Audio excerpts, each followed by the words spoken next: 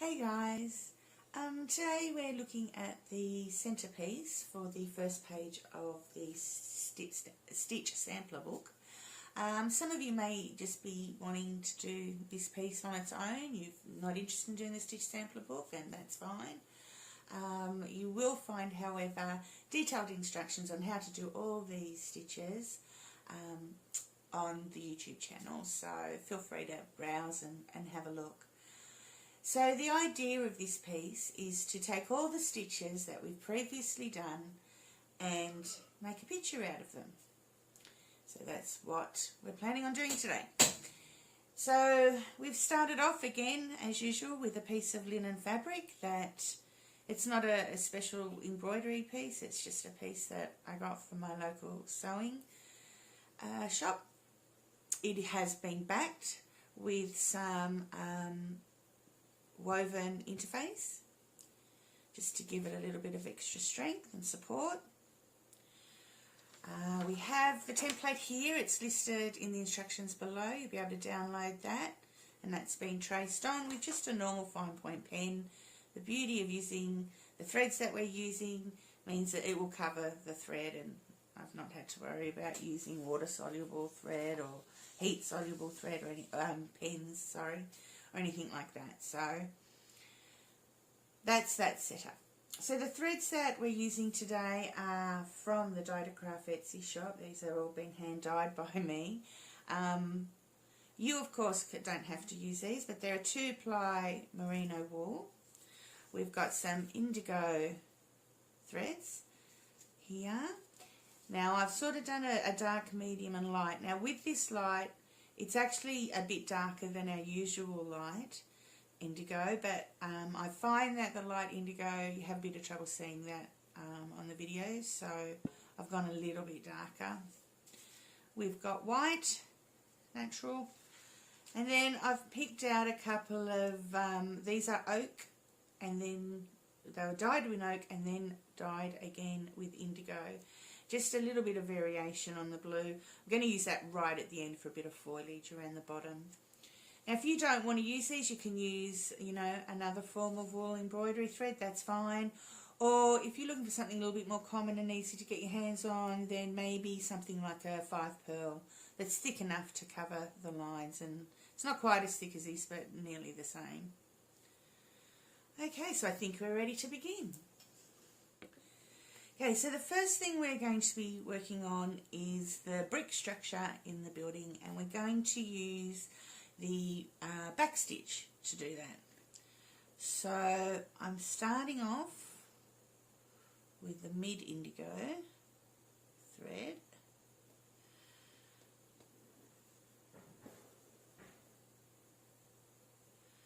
Okay, and we're just going to do a line of running stitch on this line, but not going over the steps.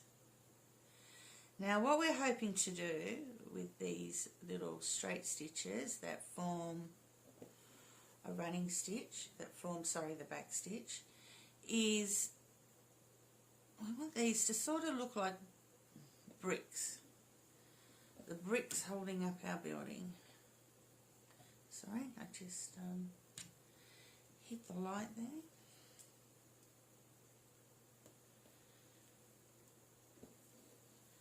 So we're trying to get them a similar length.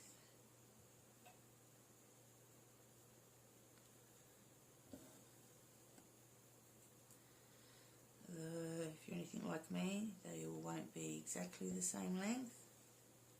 Oops.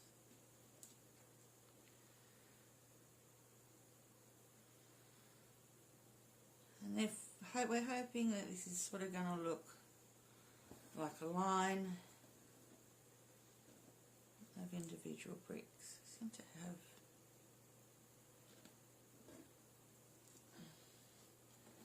fraying going everywhere.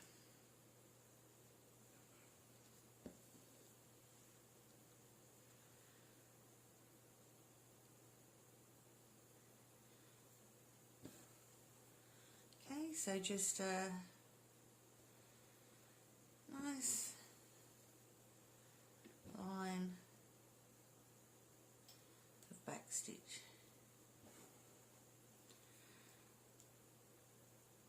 Okay, so I'm going to continue that line across here, and I'll come back and show you how I'm going to position the second line. Okay, so I've finished the first line. Now we're going to do the second line with the exact same stitch. Now when you look at bricks on a house, the bricks don't stack up directly on top of each other. They sort of go in a half-half pattern. So that's what I'm going to do with these stitches. We're going to try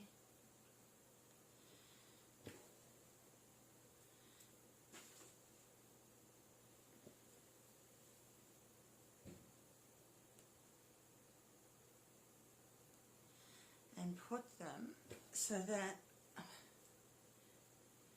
the start and end of each stitch comes up halfway along the previous stitch. As you can see there, that's the previous stitch, and we're coming up halfway along, and we're going to go down halfway along. So that way it looks a little bit like brickwork. Means you at the ends might have a little bit smaller or a little bit longer stitches, and that's okay.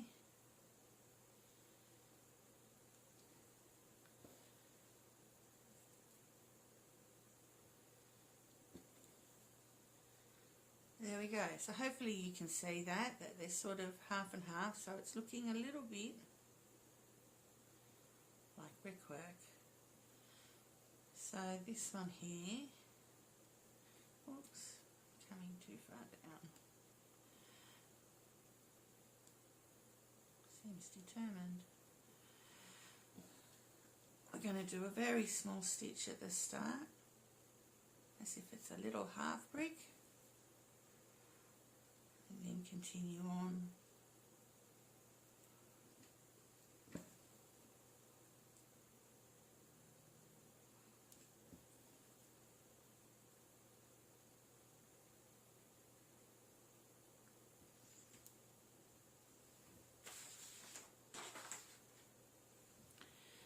With our pattern.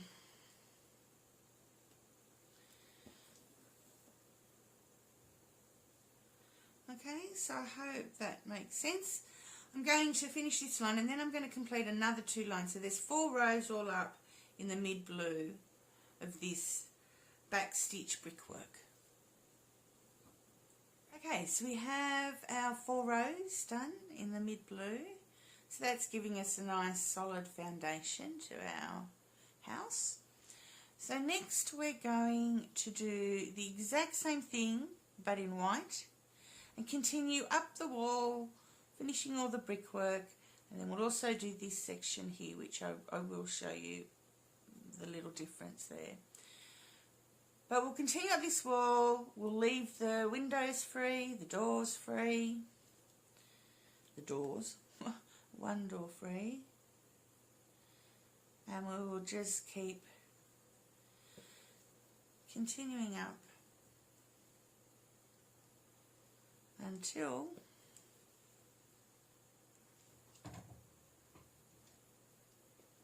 it's all done.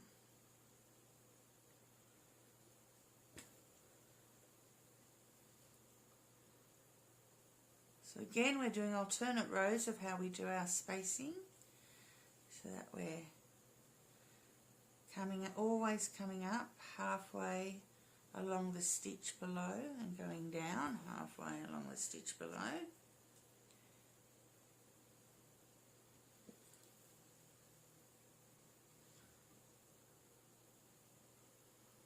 Forming our layered bricks.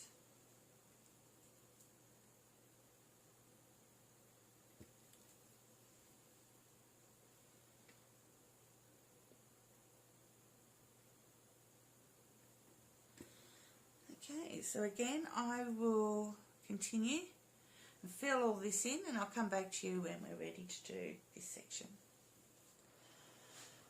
Okay, as you can see, I have now finished the building brickwork.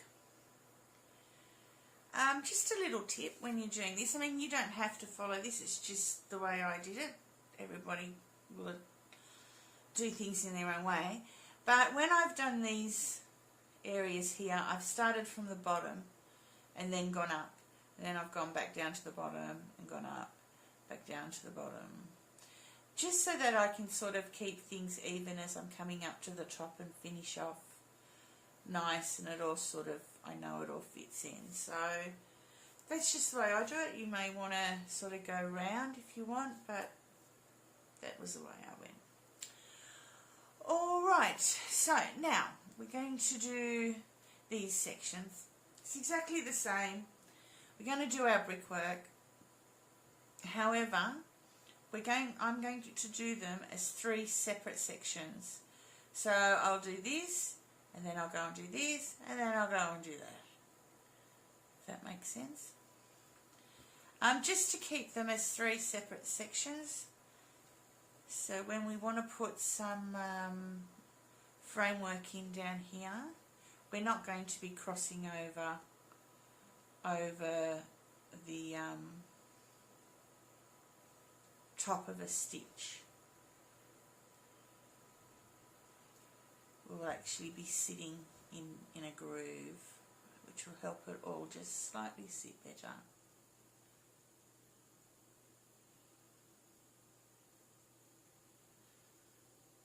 So again, it just means that when you now come up to this second run, you're basically going to be doing a little half stitch, half brick, sorry, not half stitch, half brick.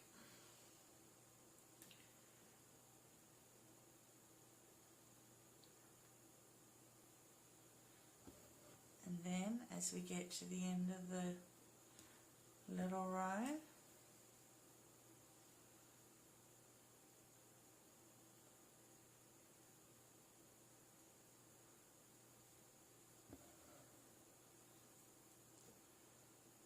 we will finish off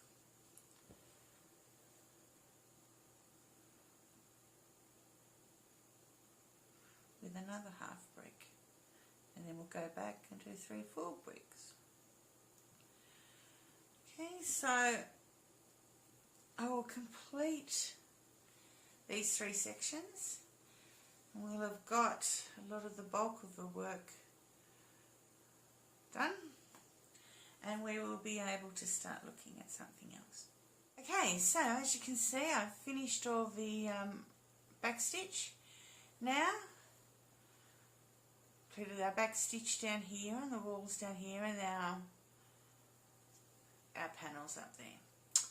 So I figure by now that you've most probably had enough of back stitch. You may be sort of at the point where it's like, yeah, no, I think I've done enough of that now. So I think we're going to work next on these 2 little side building areas, and I thought that we would just do some very small little seed stitches.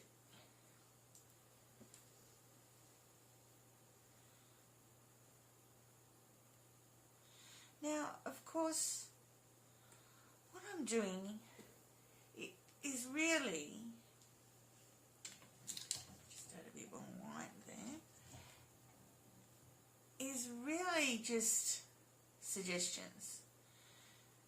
You can go ahead and do, and I encourage you to just, you do what you want to do. If you're not happy with having this brick look here, you could do rows of split stitch, that would be nice. And the rows could be formed down or back. You know, down, sorry, vertically or horizontally, if that makes sense.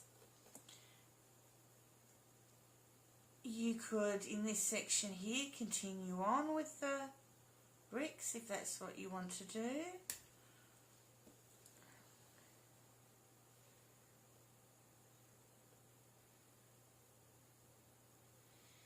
is really up to you. Or do the split stitch here. Something a little different.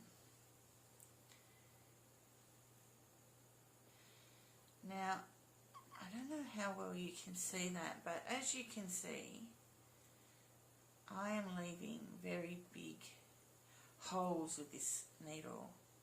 Now I'm using a bigger needle than I normally would because I want you to be able to see exactly what I'm doing. So if you are leaving holes in your work like that, then that really suggests that the needle you're using is too big. That you really need to find, depending on the thread you're using, a needle that fits comfortably through the eye, but that is not that much wider than the width of your thread.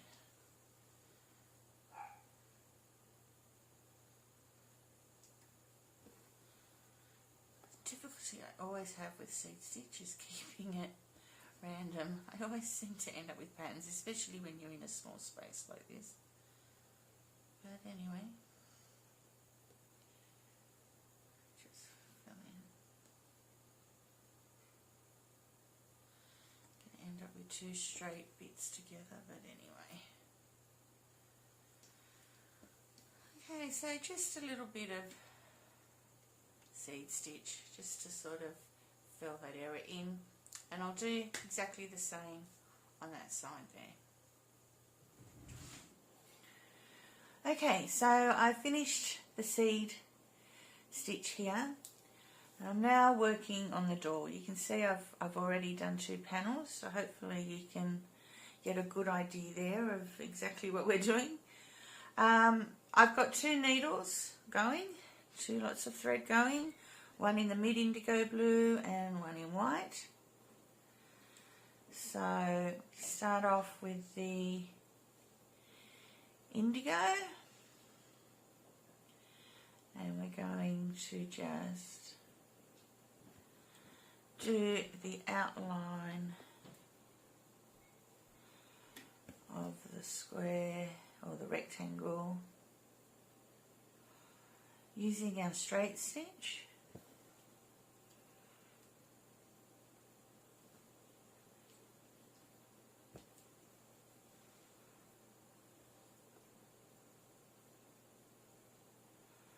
I'm going to just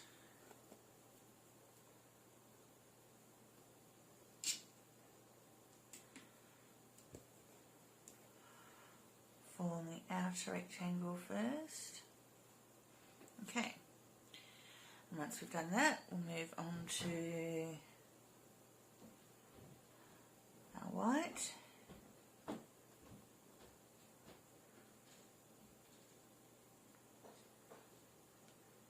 Oops. Sorry, I have a little trouble seeing what I'm doing at the angle I'm sitting. Trying to make it easy for you to see what I'm doing.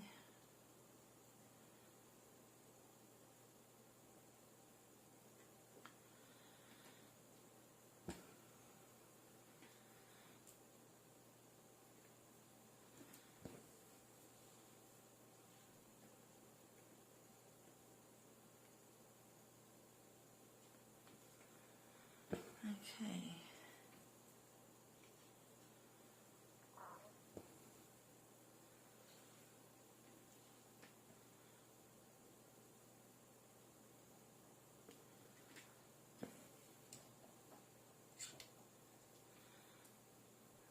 So we've now gone around on the inside in the white. We'll switch over to our blue again.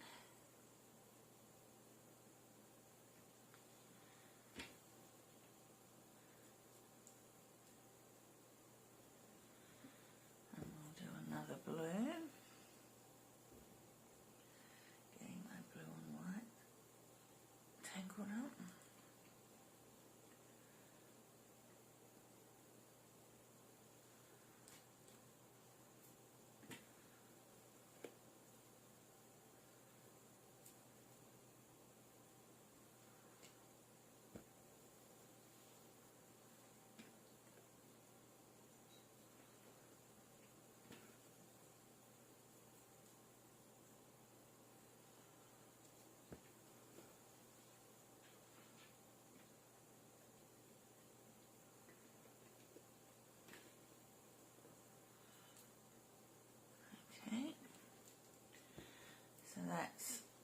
last of the blue for that one.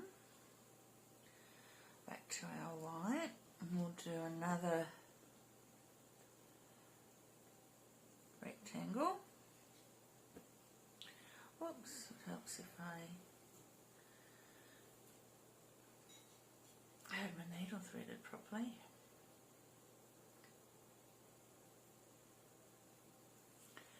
Okay, sorry, I'm back.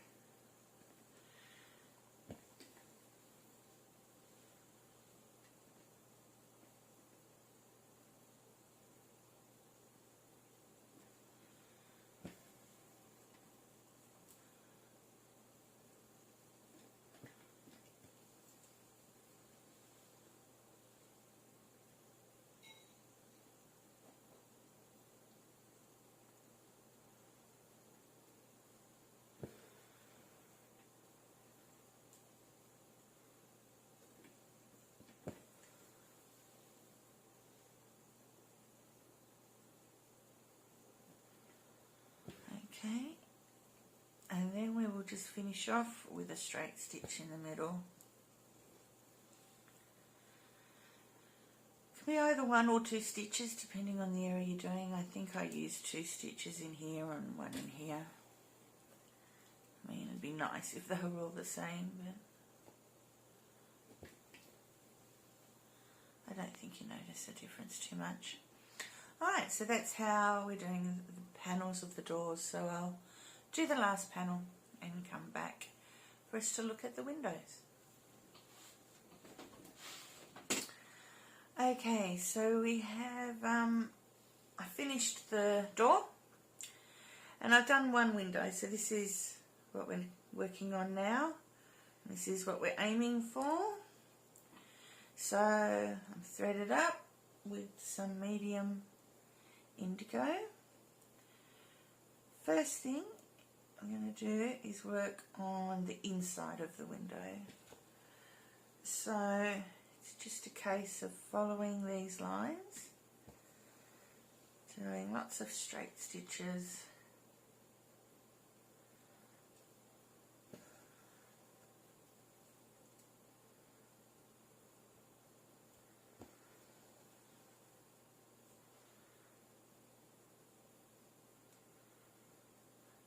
Sort of going in at every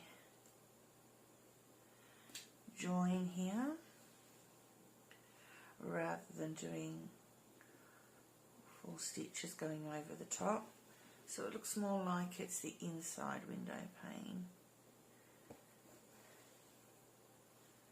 And then when we go around the outside, we'll just do long full stitches, which will help that look more on the outside.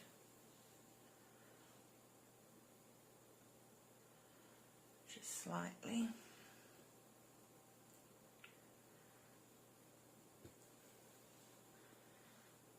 Okay, so there's the framework.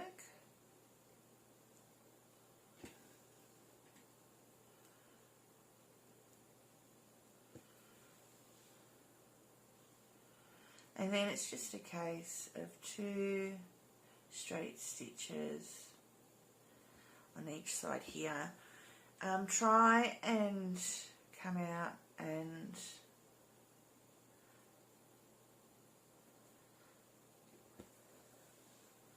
go down just under the straight stitch above and below it.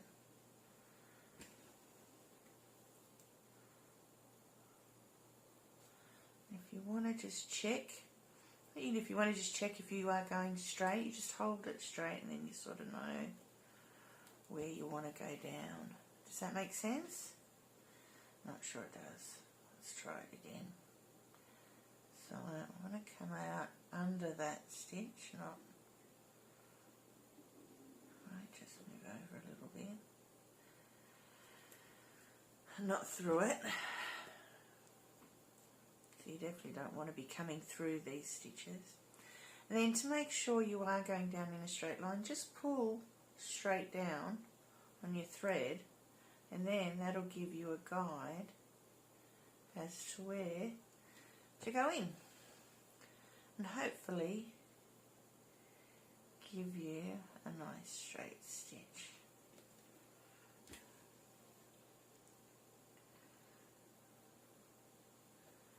If you're anything like me, I'm very good at being wonky, as you can see with the doll.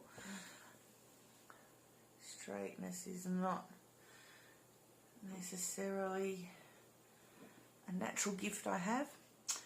Alright, so now we'll do the outside frame with full long stitches.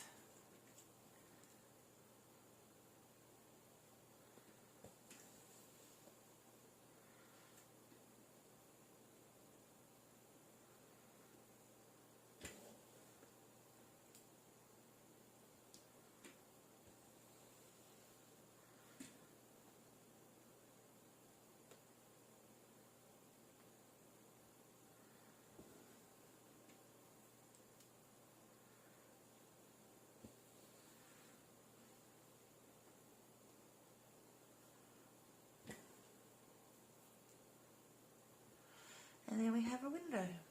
Whoops.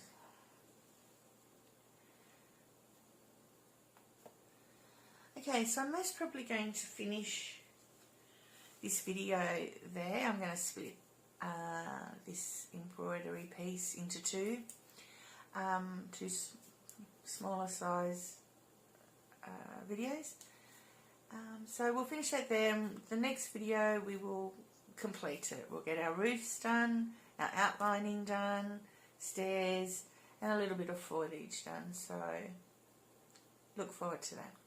Bye.